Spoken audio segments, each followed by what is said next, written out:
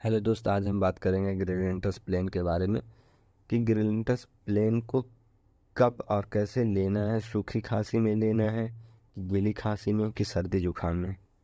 तो ग्रेविएंटस का बात करें हम तो ग्रेविएंटस में डेक्सोमेथामॉर्फिन पाया जाता है, क्लोरोफेनेरामाइन पाया जाता है, गुआनफेंसिडिन पाया जाता है। ये सारे ड्रग्स जो हैं तो ये सूखी खांसी के लिए होते हैं या तो सर्दी जुकाम के लिए होते हैं। और अगर इसका प्राइस देखा जाए तो 126 रुपये का आ जाता है। और ये बहुत ही अच्छा मेडिसन है। लेवरोट कंपनी इसका मैन्युफैक्चरिंग करती है। और अगर देखा जाए तो बच्चों के लिए भी सस्पेंशन इसका आता है और बहुत छोटे बच्चों के लिए ड्रॉप भी आता है।